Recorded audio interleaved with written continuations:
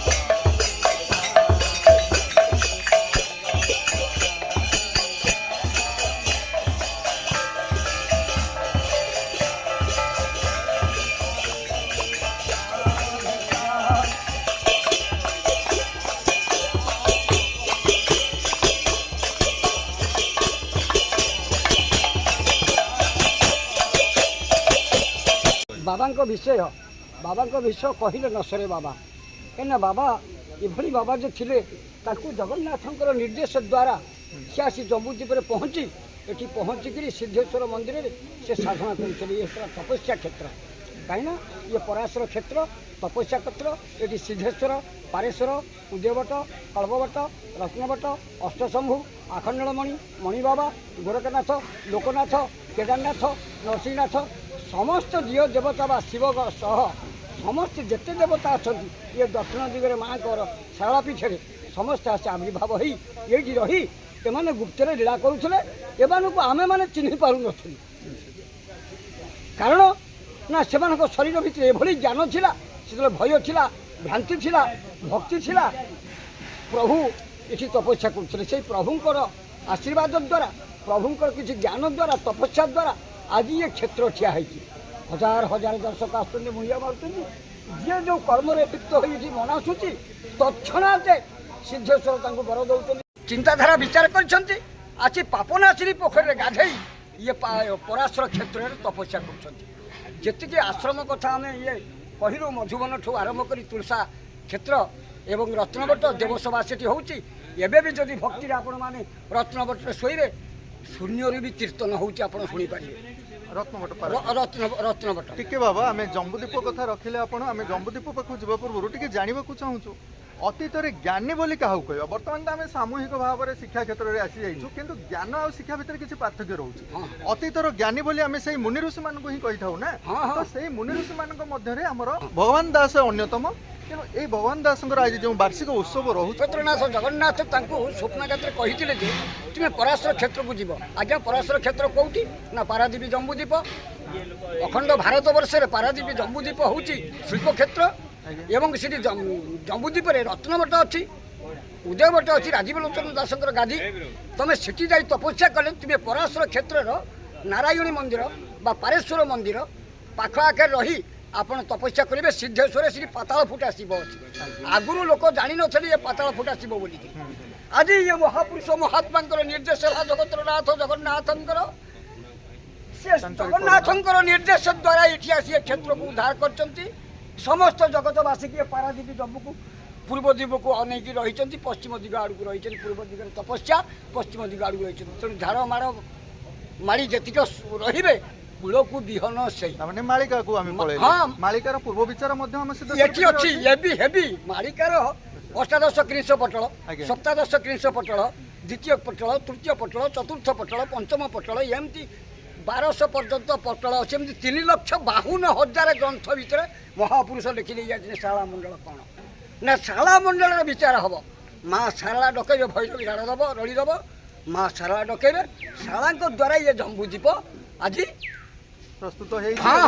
ଆନନ୍ଦିତ ବୋଲି ଆମେ କହିପାରିବା। ଦେବତା ମାନେ ଏମିତି ସମୟ ଅଛି ଲେଖା ହେଇଛି ଦେବତା ମାନେ ଆସି ଏଠି ଲୀଳା କରୁଛନ୍ତି। କିଏ କୋଉ ରୂପରେ ଅଛନ୍ତି ମାନବ କିଏ କାହାକୁ ଚିହ୍ନିବ ଇଏ ହେଉଛି ସତ୍ୟ କଥା। ଯାହା ହଉ ଭଗବାନଙ୍କ ବାବାଙ୍କର ସାନ୍ନିଧ୍ୟ ପୂରଣ ହେଇଛି। ଜଗତବାସୀଙ୍କୁ ଟିକେ ଅନେଇ ରଖିଛନ୍ତି। ଇଏ ହେଉଛି ଜଗତବାସୀଙ୍କର ବଡ଼ ଆନନ୍ଦର କଥା। ବୋଲ ଆନନ୍ଦ କବାର ଭଗବାନ ବାବା ଯୁଗେ ଯୁଗେ ଏମିତି ପୂଜା ପାଉଥାନ୍ତୁ। ତାଙ୍କ ଛୁଆମାନଙ୍କୁ ଯିଏ ସେବା କରୁଛନ୍ତି ସମସ୍ତେ ଭଲରେ ଥାଆନ୍ତୁ। ତାଙ୍କ ଶରୀରରୁ ରୋଗମୁକ୍ତ କରିଦିଅନ୍ତୁ। ଜଗତର ରୋଗମୁକ୍ତ କରନ୍ତୁ। ବୋଲ ଆନନ୍ଦ କବାର ହରି ହରି ବୋଲ ହରି ଓମ୍।